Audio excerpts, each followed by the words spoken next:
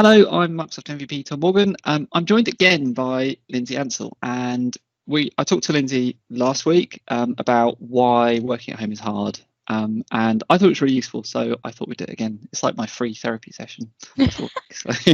Hello, in that case, I'll start charging. Yeah, so in the next episode of what might be, I think this would be good as a regular thing, but we'll see if we run out of things to talk about. But last time we talked about like why working at home is hard and juggling home work and those coping strategies, and I think that's been really good. I thought about something in the week about the work we do, and I wasn't sure if this is just a development thing or an IT thing, but I thought you'd know because you're all across the whole business. Like you're not, you work with developers, but you're not just working with developers. You've not come from a development background, so I thought this would be interesting. So I'm going to put it out there that development can be exhausting sometimes because you are never done. And so let's say you go and write a project, you do some software, you've done your version 1, great. But immediately there's a V2 to think about, there's bugs, there's something else, there's something else, there's something else.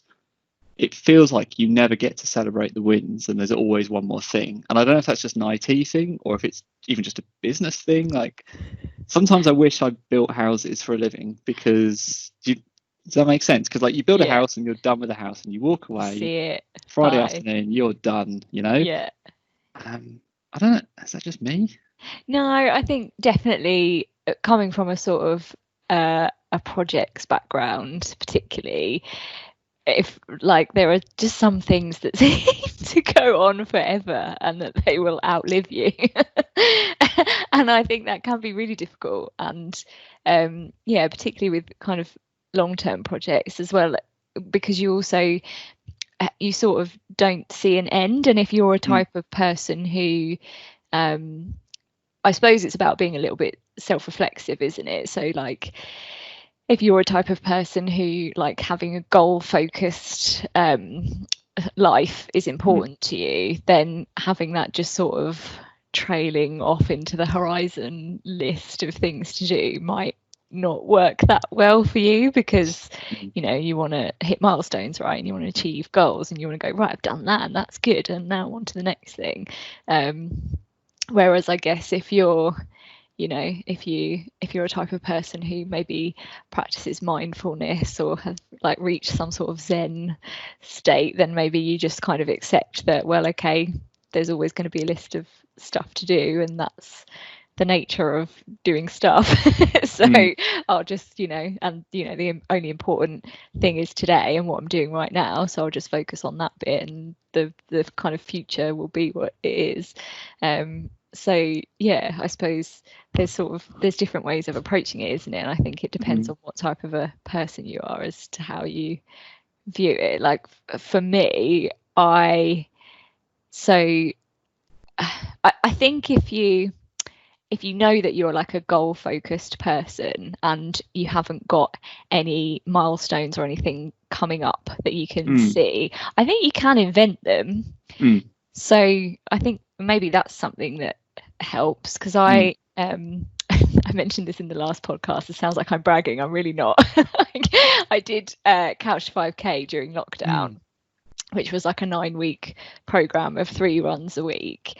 And for me, that was like a massive, like looming mountain to climb because not a runner or in any way really that interested in fitness, to be honest, apart from, prolonging my life. So rather than focus on the end goal of the 9 weeks, I thought, well, if I get to halfway, then I'll see how I feel at halfway. And once I got to halfway, it was kind of like, well, I've come this far, I may as well go the rest of it. So I think if you know that you're a sort of goal focused person and you can't sort of see any obvious, we're working towards this, then I think you can invent something for yourself, can't you? Like, I'll have a little mini celebration when I get to this, or and in some ways, like we used to do that in back in the days when we could all meet up in person, like we used to have release parties, or like we'd go out for lunch to celebrate a milestone. I think it's just harder now, isn't it? Because everybody is a bit disparate, and you can't really celebrate those, even the little wins. It's funny, I see lots of developers, so lots of them have like hobbies and side like things that are not work related, but they're all quite either goal focused or very boxed. So like some people do jigsaw puzzles, some people make models, some people do specific DIY projects, but they're all like, you can do them and then stand back and be like, I'm done. And like, draw a I line. wonder if that's why like people need that kind of, I don't know, maybe the mentality is like that, more to that goal orientated, but I think it's really interesting. But it's I wonder if we should start to build that into some of the work we do, rather than relying on individuals to make their own goals, whether we should try and build them into like the way we do software projects. And I don't know, it's because otherwise you've got the backlog of stuff, and that's just like grows like just by itself, right? So if you're looking down the backlog as a developer or like a project manager or scrum master or anyone like that, you're just like this never ending thing. But then how often do you look backwards on the backlog and go, well, okay, we started here and this is actually how far we've come? Because it's easy to get tied up on, like, once a product is out there, right, and customers are using it, it's never enough, is it? They want the next feature, they want the next thing, and have you considered this, and when is this going to work, and I really need this, and your product's great, but I need XYZ next thing. But as in terms of like looking backwards at going, well, before we didn't even have this product and it didn't exist, we were all here, and now we've got this and we've done all of this. I don't know how. We should do that, like a monthly celebrate, like in the last month we did this much effort, we closed this many bugs, we did this many new features, like be proud of that. Like definitely. I think it's something I try and do. I feel like I should do it more often. I sort of tend to end up doing it like around New Year, kind of looking, because that's a neat kind of milestone, isn't it, to look back on the year and go, okay, well, I started here and I've achieved X, Y, and Z thing, or this curveball came up and I dealt with it this way, and etc. But I think more particularly with work, more regular sort of reviews like that might be useful to kind of sort of cap that this list is never done. Help. Someone told me I should do it weekly, from like, and try and do it from as if you were like hovering above me, as if I was hovering above myself, watching myself, like completely like what, like I know that comes across bad. I mean, like a just separated, objectively observing is what I'm trying to say. Like, how do you think this person did, like objectively in the past week, in terms of good things, bad things, like things to celebrate, things to work on. It's quite hard, and it's I don't know, it's classic, like it's hard to find the time, but of course, but you have to just make the time, don't you? Yes.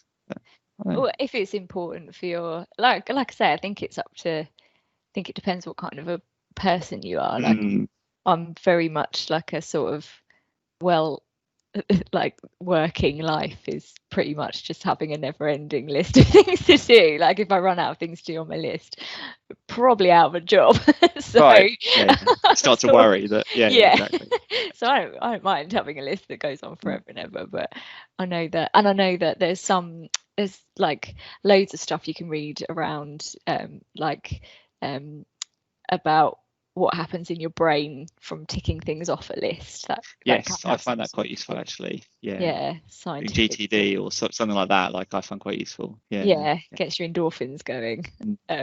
But I think it really depends where your focus is, but I think looking backwards is just as important maybe as looking forwards. And I suppose things that we do in project is, if we've got something like particularly long standing, you divide it up into sort of phases. So that's a kind of a way of putting maybe milestones in where there aren't any. So that's good. So I feel like we've come out of this with an action point. That's like something I can do. I can do whatever the opposite of a backlog is. But like a review, like I don't know. I'm going to do that. I don't know. Let's start celebrating the things that we've done rather than moaning about the things we haven't done. Yeah, well, because like I find if ever I sit in on sprint retrospectives, they're about looking backwards and forwards, aren't they, at the same time? But it's always with a view to improving, which is great. But there's not so much of like you say, like a sense of celebration or. But you know, despite all of these things and how we're going to get better, this is actually what we achieved, and that is like a really good thing. So yeah, I think you sort of need to look both ways at the same time, don't you? Yes, yeah, and it should hopefully help reinforce the things that you're doing well. Like you should be able to pick up on the things that went well. I'll double down on that, or like it leads into your improvement things. Because there you go. Yeah. Oh, we learned something. I learned something. telling me the blindingly obvious, I imagine, but like I found it quite useful. No, but I get it. Like sometimes there are, like I find with my house, like it's funny you say about building a house, like then you walk away and done, but actually if you live in it, there's never I've got to tidy that and fill in. I mean, yes, like this whole room is testament to that. Like a different room to last time, but not everything's everywhere. For the past week and a half, I really shouldn't moan, because like the past week and a half, like we've been sleeping on this like spare bed, and this is the same room I work in, so it's been a bit like slightly claustrophobic. I've been like sleeping and working in this room, but I have so much empathy for like people sharing houses over the past 3 months and people in bed, like just, anyway. Good. Well, that's been really useful. Thank you. So I knew it'd be good therapy. Good therapy session. Yes, I was very useful. Yes, thank you very much for your time, and we'll talk again soon. Yeah, definitely. Thank you. Bye-bye. Bye. Bye.